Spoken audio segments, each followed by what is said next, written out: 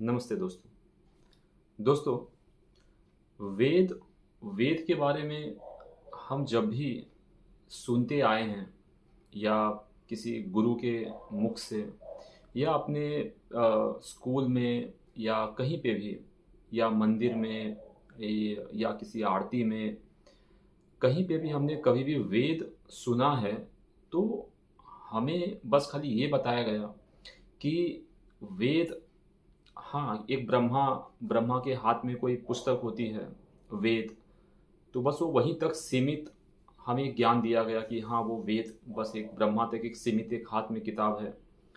और वेद के बारे में बहुत ज़्यादा जिक्र कभी भी हमारे समाज में कभी हुआ नहीं। हालांकि वेद के बारे में, वेद को लेकर काफ़ी ज़्यादा अच्छा गहन रिसर्च स्वामी दयानंद सरस्वती ने ऑलरेडी किया था और उनके ही माध्यम से वेद का प्रचार पूरे भारतवर्ष में कराया गया था। वो स्वयं उन्होंने स्वयं वेद के ऋचाओं को, वेद के मंत्रों को किस तरीके से समझना है, कैसे एक्सेप्ट करना है, यहाँ तक की जानकारी भी हमारे हिंदू समाज को उन्होंने दिया था। अब बात ये करते हैं कि वेद आखिर क्या है, वेद आखिर इस संसार में आया कैसे, वेद की शुरुआत आखिर हुई कैसे। क्या वेद कोई डायरेक्ट कोई बुक है जो सीधा आसमान से टपक के आ गया था? क्या वेद को किसी आदमी ने अपने मन गढ़ंत तरीके से लिखा था? क्या वेद सिर्फ एक नॉर्मल बुक है? क्या वो एक नॉर्मल, जैसे कि भगवत गीता है, महाभारत है, पुराण है, क्या वेद भी वैसा ही एक कोई पुस्तक जैसा है? तो हमारे हिंदू समाज में हम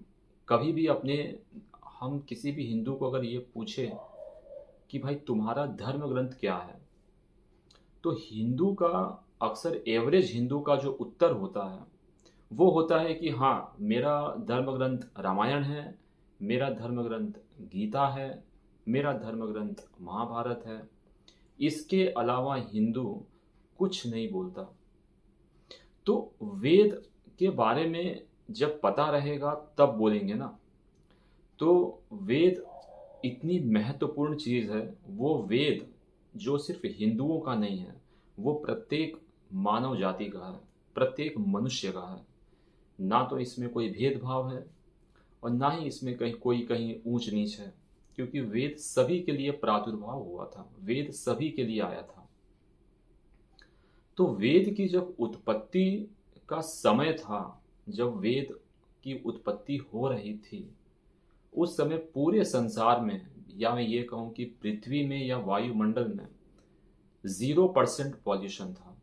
0% पॉल्यूशन, पूरा वायुमंडल शुद्ध था। हाँ, उस टाइम पे जो है शुरू की एक पीढ़ी चालू हो गई थी मनुष्य जाति की। तो उस पीढ़ी में जो सबसे सर्वश्रेष्ठ जो 4 महापुरुष, मैं महापुरुष का दर्जा दूं या मैं उन्हें एक ऋषि का दर्जा दूं, सब कम है। क्योंकि वो इतने ज़्यादा एक्सपर्ट और इतने ज़्यादा बुद्धि, उनके पास में इतनी ज़्यादा क्षमता थी। ऐसी क्षमता वाले 4 पुरुष ने जब जन्म लिया, उन्हीं 4 पुरुषों के माध्यम से ही वेद की ऋचाएं, वेद के मंत्रों को ग्रहण किया गया और पूरे संसार भर में उसे प्रकाशित किया गया। तो वेद की शुरुआत ही होती है अंतरिक्ष और ब्रह्मांड के जो सूक्ष्म साउंड हैं, जो साउंड के वाइब्रेशंस हैं, उन्हें ग्रहण करने से ही फिर वेद की शुरुआत होती है। हम तो हमेशा ऐसा कहा गया है कि वेद जो है वो परमात्मा की वाणी है, लेकिन क्या परमात्मा उस वेद को अपने मुख से हमारे सामने बोलता है? क्या वो आसमान से इस समय बोल रहा है और हम सुन रहे हैं? बिल्कुल नहीं, ऐसा बिल्कुल भी नहीं है। वेद ना तो कभी ऊपर से डायरेक्ट आया है, ना ही वेद की कोई किताब डायरेक्ट ऊपर से आई है। वेद एक कलेक्टिव इंफॉर्मेशन है हमारे पूरे कॉस्मोलॉजी का। तो वेद को कॉस्मोलॉजिकल ग्रंथ, कॉस्मोलॉजिकल बुक सेट भी कह सकते हैं। अब जब बात कॉस्मोलॉजी की आ जाती है तो इसमें किसी जाति, धर्म, मत, पंथ, संप्रदाय की बात नहीं आती है, क्योंकि वेद फिर सभी के लिए अप्लाई होता है। उसके रूल्स, उसमें जो फिजिक्स के नियम हैं, वो सभी के लिए समान रूप से लागू होते हैं। तो वेद का प्रादुर्भाव, जब वेद को ग्रहण किया जा रहा था, तो उसमें प्रोसेस क्या था? तो मैं जिन चार महापुरुष या मैं चार ऋषियों की बात कर रहा हूँ, एक का नाम था अग्नि ऋषि, उसके बाद वायु ऋषि, आदित्य ऋषि और अंगिरा ऋषि। तो इन्हीं चार ऋषियों ने वेद के मंत्रों को ग्रहण किया था। अब जब मैं बात मंत्र की कर रहा हूँ कि मंत्र को ग्रहण किया, मंत्र को ग्रहण किया, तो मंत्र को ग्रहण कहाँ से किया और किस में किया, ये सवाल खड़ा होता है। तो मैं जिस मंत्र की बात कर रहा हूँ वो है वेद मंत्र। तो वेद मंत्र एक कंप्लीट सेट है साउंड वाइब्रेशंस का। इसके बारे में जिक्र बाद में करूँगा कि उसमें कौन कौन से साउंड हैं, किस किस साउंड से वेद का मंत्र क्रिएट होता है। तो वेद के अंदर बहुत सारे वाइब्रेशंस हैं, बहुत सारे साउंड हैं। उसमें अगर मैं वाइब्रेशन की बात करूं, जिसमें, तो उसको वैदिक लैंग्वेज में या वैदिक भाषा में उसे छंद कहते हैं। तो छंद शास्त्र का भी एक अलग से बुक आता है जिसे पिंगल शास्त्र भी कहा जाता है। तो अलग अलग टाइप के छंद, अलग अलग टाइप के वाइब्रेशंस, उसी से डिसाइड होता है कि हाँ ये वाला ये वेद मंत्र है, ये वाला ये ऋचा है, इस ऋचा ये वेद मंत्र, ऐसे करके पता चलता है। तो अग्नि ऋषि जो थे, उन्होंने ऋग्वेद का जो पहला मंत्र है, ओम अग्निमीडे पुरोहितम यज्ञस्य देव मृत्विजम होतारम रत्न धातमम, इस मंत्र को सबसे पहले ही उन्होंने रिसीव किया अपने अंतःकरण में, उन्होंने रिसीव किया। रिसीव करने का भी तरीका है, प्रोसेस है, उसके लिए समाधि लगानी पड़ती है। तो उन्होंने समाधि अवस्था में सभी लोगों ने, जो चारों के चारों ऋषि थे, उन्होंने चार ऋषियों ने उसे ग्रहण किया।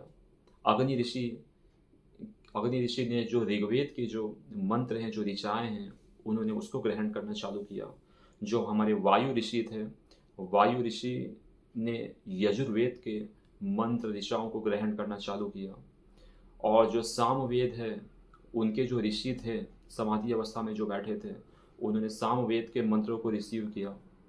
तो सामवेद के मंत्रों को रिसीव करने वाले कौन थे? अग्नि ऋषि जो थे वो हमारे ऋग्वेद के थे, वायु ऋषि यजुर्वेद के, आदित्य ऋषि जो थे वो सामवेद के, और अंगिरा ऋषि जो थे वो अथर्ववेद के थे। तो ऐसे सीक्वेंस में था। तो अब इसका प्रोसेस ये है कि हमारी जो आत्मा है, हमारे अंदर भी एक मन है, फिर हमारी आत्मा है, हमारे पास में इंद्रियां हैं।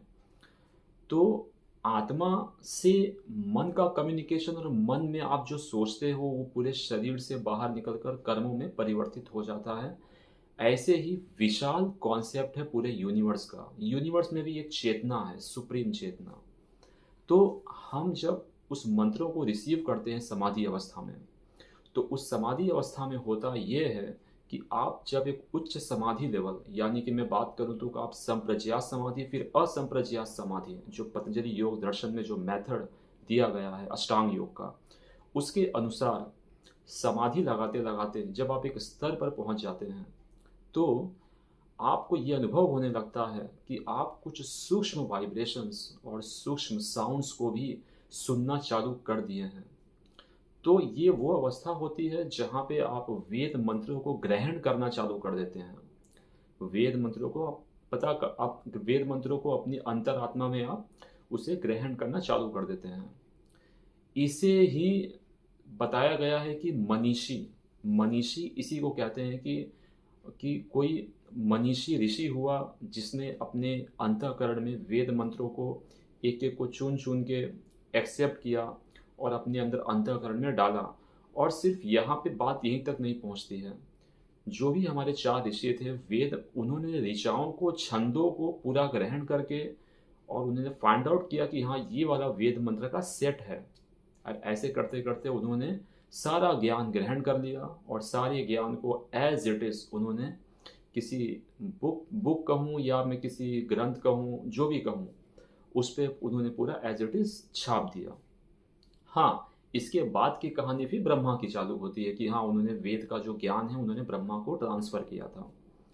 तो वेद की पूरी कहानी ही कॉस्मोलॉजी पर टिकी हुई है। वेद का बुक कहीं से डायरेक्ट नहीं आया है, ये यूनिवर्स का एक नॉलेज है।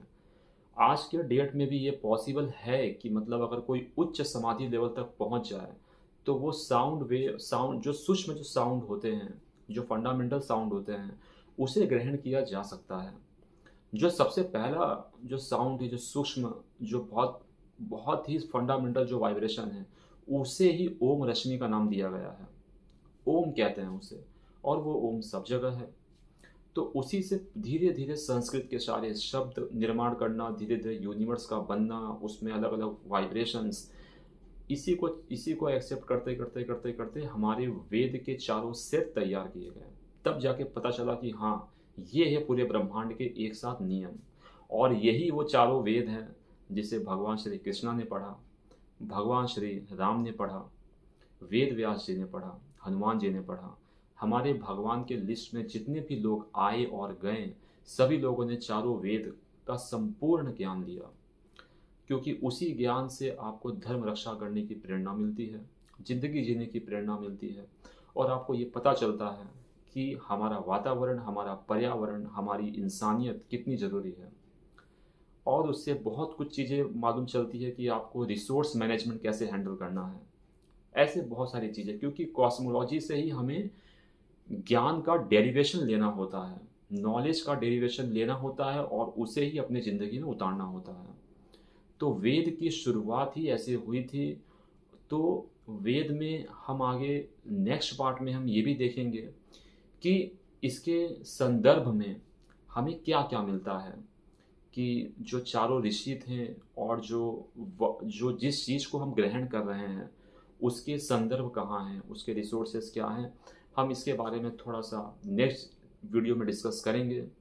और तब तक के लिए आप हमेशा ये याद रखें कि वेद हमारे मानव जाति के लिए बहुत ही इम्पॉर्टेंट एक कॉस्मोलॉजिकल बुक सेट है, जिसे हमें अपनी लाइफ में उतारने की बहुत ज़रूरत है, और उस पर रिसर्च करने की भी काफ़ी ज़रूरत है। थैंक यू, धन्यवाद।